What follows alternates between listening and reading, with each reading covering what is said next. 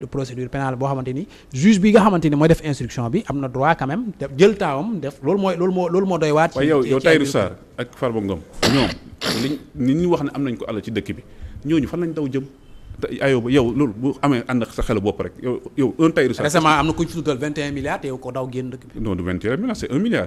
non mais am na kuñ fi tudd 21 milliards ci rapport am. am na non 1 milliard la. même 1 milliard xaalis la boo xamante ni d'accord ma jambal jaaj nga ma jambal. te teewul daw na génn dëkk bi te du ñëwaat. c'est pas la même chose. te du ñëwaat. non ma jambal du ñëwaat. non du ñëwaat ah li mu wax de man kon waxoon na ne balaa ñuy lancer mandat balaa ñuy exécuter mandat d'arrêt bi dina ñëwaat. waaw non waxuma ba léegi ñëw mais waxuma loolu mais man jambal. yow boo gëmee ne ma jambal dina ñëw man j'ai un problème avec man dama gëm. j'ai un problème de logique avec Ayoba man j'ai écouté Madiambal comme tu l'as écouté. yow nag si tu prends des décisions des conclusions par rapport à ce que ça t'engage. man li ma mës a gëm wax naa ko aucune conclusion. ni mu dawee dem laa wax fii ci plateau keppaar gi ni Madiambal ñi yaakaar ni dina ñëw ci teeyu bakkanam ñoom dañuy nax si bopp. xam nga loolu sa am nga si droit. te loolu foofu laa nekk ba léegi ñi yaakaar ni dina ñëw ci teeyu bakkanam man damaa dégg Madiambal ne dafa dem pour defaru jàmbar daw dafa dem defaru loolu la wax. dama dem defaru parce que man li mu bind laay àtte dafa ni balaa ñuy exécuter mandat d'arrêt bi dina ñëw exécuté nañ mandat d'arrêt bi te ñëwul.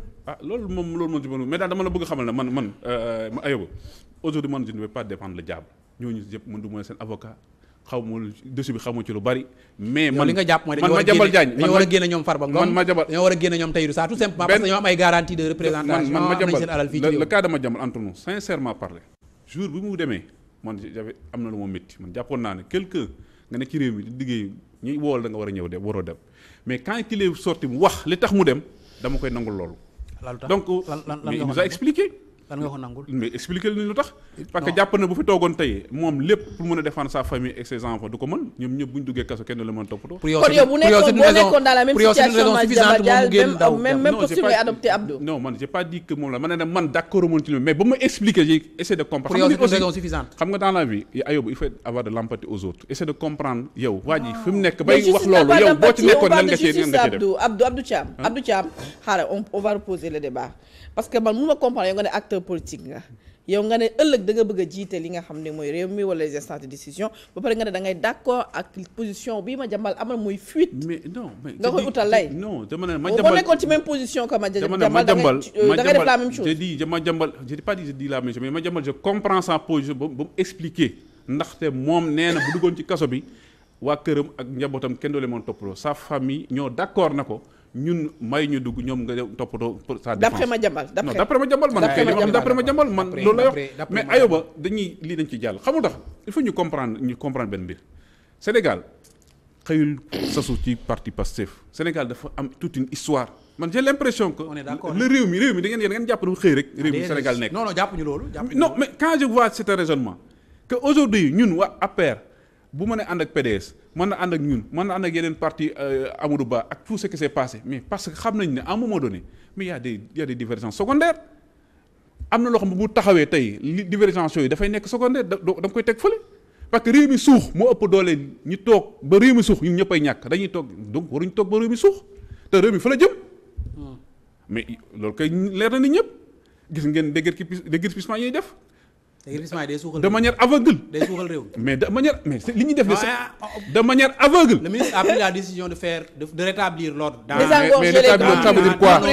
dans nos rues. mais ça veut dire quoi rétablir l'ordre. yow da nga d'accord ci occupation anarchique. bi nga xamante ni moo nekk ci réewu Dakar. la manière de faire je suis pas d'accord la manière de faire. cette manière de faire là elle est aveugle. on peut discuter de la manière de faire. mais la manière des fois gis nga la forme. day tax sax doo xool la occupation anarchique bi nga xamante ni. en tout cas ñun ñëpp a ko magnifier yow yéen Ayoba man dama ne Ayoba est-ce que xam nga nit la forme dana tax doo dugg ci fond bi. waaw dama lay est-ce que da nga d'accord. ça veut dire que man la manière de faire la tontu ci li ma laaj ba léegi est-ce que da nga d'accord ci occupation anarchique bi question parce que ni nga bëgg wax man dama ne man d'accorduma ci la manière bi ñu ko defee.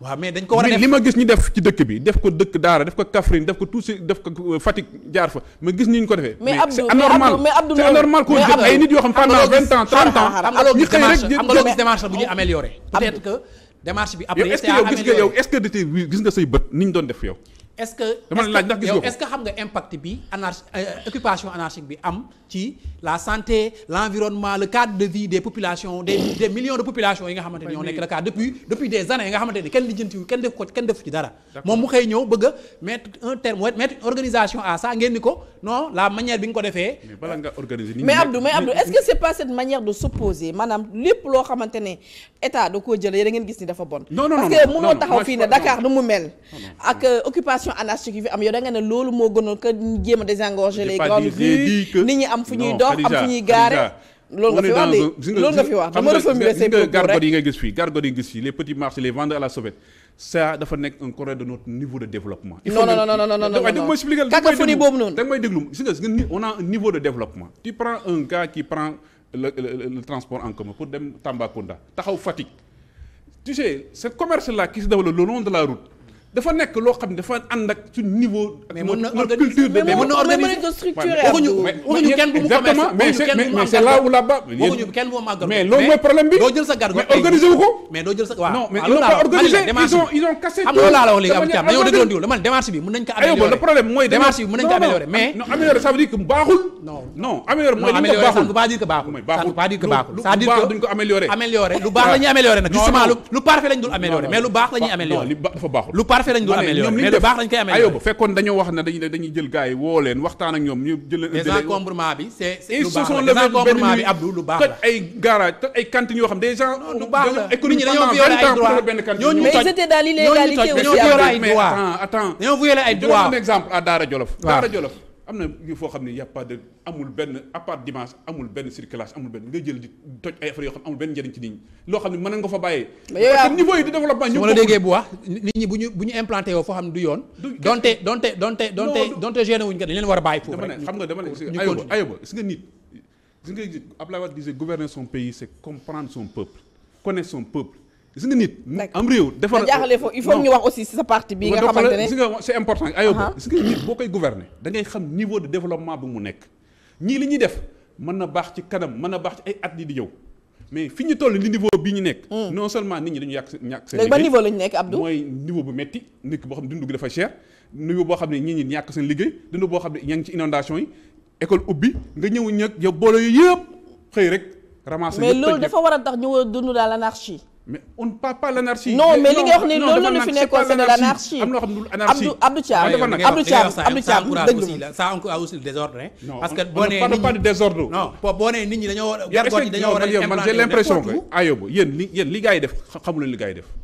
non je pense. en tout cas avenue Cheikh Anta Diop bi. université yow tu es à Dakar je te parle de Fatick je te parle de Daara Jolof je te parle de Thiès je te parle de Tivaouane. d'accord il nous reste 9 minutes avant la fin de l'émission. yéen vous êtes costé à Dakar.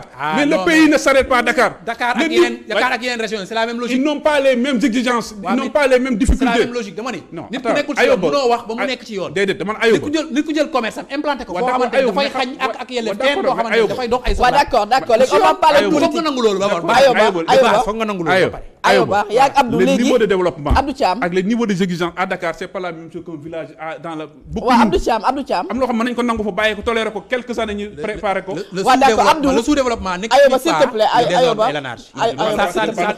Abdou il nous reste 9 minutes maa ngi naan 9 minutes 5 minutes balaa ñuy tëj émission bi donc il faut ñu wax aussi sa parti bi nga xamante ne bon ñu bari xamuñu ko léegi il faut nit ñi jéem ko xam. yaa ngi wax mais il faut ñu lan mooy impact la mooy seen vision.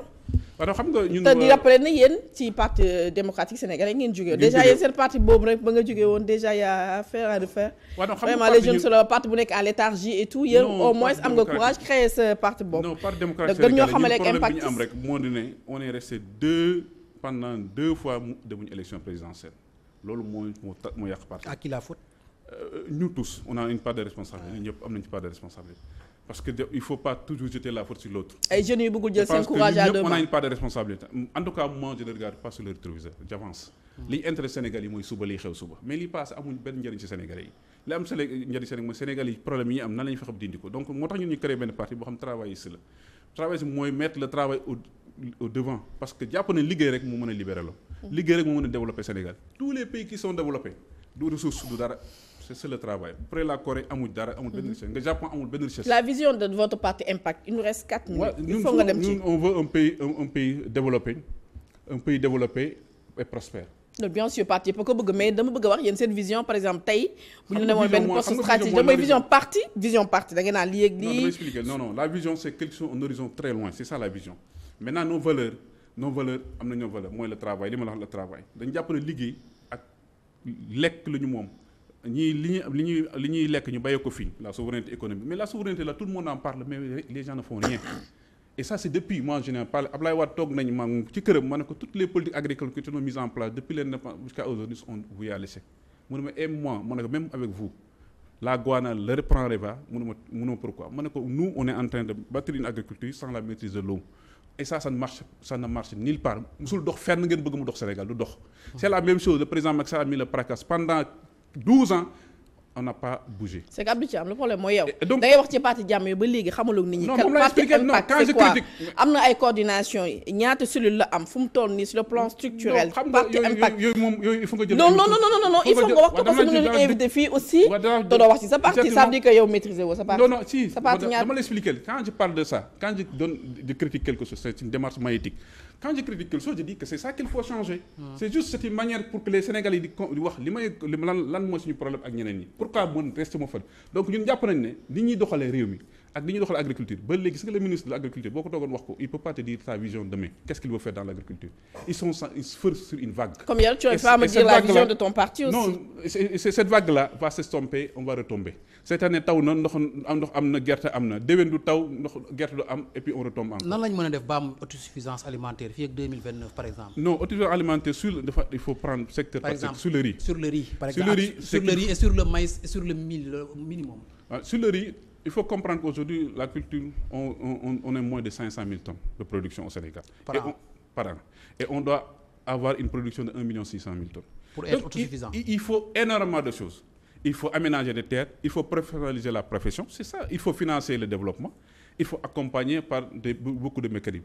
Et tout ça, les gens nekkuñ ci yoon boobu dañuy petit le maïs bi ngay wax ni j'ai vu que le ministre nee nañu au sud de l'agropole sud ils vont le développer dans ce domaine-là. Et d'ailleurs foofu aussi on a un problème de conception parce qu'il y avait 5 agropoles. Ces 5 agropoles aujourd'hui ils vont abandonner les 3. Ils vont mettre l'accent sur l'agropole sud et un peu sur l'agropole centre. Et aujourd'hui on s'est rendu compte le Sénégal était nourri par les agropoles qui sont au nord. En wolof. xam nga loolu problème la yow nga ñëw fekk luy dox nga ba ko bëgg dem ci loo xam ne doxagul nga bëgg ko defar. D'accord donc on va prendre du retard. émission bi jeex na Abdou Thiam. donc man sama parti danaa envoyer le secrétaire général maa la njëw mu ñëw invité mu wax ci parti bi en communication mënoo ñëw fi def parti am parti bu bees ma lay laaj non li ñu di wax nga may tu me parles du PDS tu me parles de l'APR et de PASTEF et tu maîtrises pas li nga xam ne mooy si parti coordination di mën a non ça c'est rien du tout ça mooy lu gën a ndaw ci parti bi li ñu wax waaw léegi damay laaj xam nga yow local da nga soutenir woon PASTEF loolu nga wax léegi local yi di ñëw législative léegi local yi tu vas faire cavalier seul ñu jéem a natt parti impact. Non mais en fait loolu ça dépend de beaucoup de paramètres. xam nga doo la ngaa mu dem non les législatives nga dem natt sa bopp les législatives non c'est les législatives xam nga quand tu es représentant yi nekk Mbour wala yi nekk Dakar gi mais ça dépend des dynamiques et je pense qu'aujourd'hui parti bu mën a demal seul dans l'opposition je pense que pour gagner ce sera plus difficile. mais mën nga gagner benn localité mais gagner benn localité amul njariñ il faut une dynamique d'ensemble qu'il faut insuffler et d'ailleurs ñun ci loolu la ñuy liggéey. alors c'est la nouvelle donne. Oui. D'accord alors ma bàyyi la nga tàggatoo. waaw di la sant bu baax. ça a été chaud entre vous gis nga dama leen ëppale yéen ñaar aywa man li ma bëgg ngeen invité ñu discuter vous prenez le ministre de l'agriculture mu ñëw fii ñu wax ci agriculture wala nga jël le ministre ngeen indi ko ñu teg Sénégal yi ñuy déglu. moo wax ko ne que fi mu jaar ak li muy def du noonu. D'accord donc man c'est ça que je veux parce que li ñu bëgg c'est le Sénégal qui se développe. D'accord.